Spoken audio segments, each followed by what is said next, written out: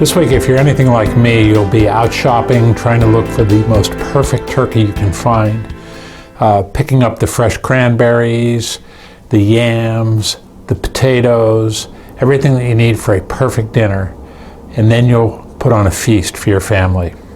But at this time of year, there's perhaps a different way to look at things. An optimist is a person who starts a new diet on Thanksgiving Day. This tongue-in-cheek quote, attributed to Chicago Sun-Times columnist Irv Kupchenet, may serve to remind us that Thanksgiving is a time for optimism.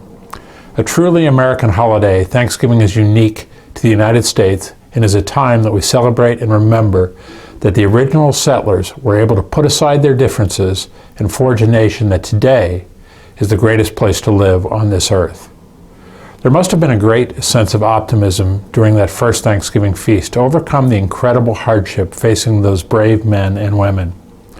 We're facing difficult times today, to be sure. The seemingly endless tragedies, most notably beginning with September 11, 2001, and most recently with the terrorist attack in Paris, has shaken us from our safe haven. We are traveling less, and we're more tentative about it when we do. The economy is still suffering, and many are still out of work. Those with jobs are often experiencing cutbacks in benefits or reduction in pay, and they're still afraid for the future of their positions. We can't even agree on a budget for the Commonwealth of Pennsylvania. Businesses big and small are under attack, and even more workers are suffering as a result. Even with all of these challenges, we need not look far to find someone who has it worse. Look to virtually any other nation and you will find a quality of life that doesn't compare with that of Americans. Within our own nation, even within our own city, you can find others who struggle more than you do. Interestingly, though, happiness seems to be less influenced by what we have than how we view what we have and our outlook on life.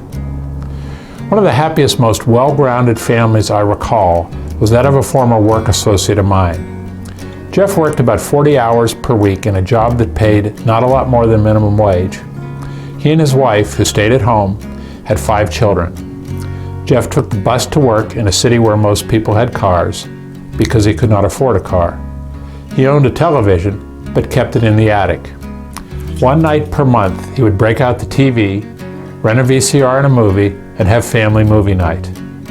Other nights, the family would read together, play games, or go for walks. Frequently, the family would spend weekends camping. They never went out for dinner, only rarely went to a ball game, bleachers of course, and never had what I might consider a real vacation. I once had a conversation with Jeff about how difficult it must be to make ends meet for his family and what a struggle his life must be. Much to my surprise, he not only disagreed, he couldn't imagine what I was talking about. I have a great family and a great life. I have all that I need, he replied. Jeff was an optimist. For him, the glass was better than half full. It was full. Harry Truman said, "A pessimist is one who makes difficulties of his opportunities, and an optimist is one who makes opportunities of his difficulties." Of course, Jeff was the latter. I suspect there's not a circumstance that he couldn't turn to the positive.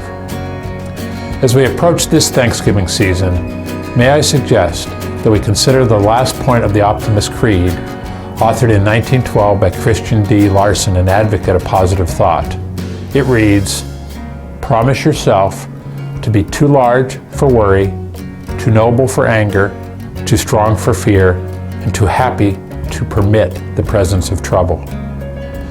I'm not sure Jeff ever read the creed, but he certainly lived by it. I wish you a happy, worry-free, and contented Thanksgiving. I'm John Longstreet with another edition of the Longstreet Beat. Thanks for tuning in, and I'll see you again next time.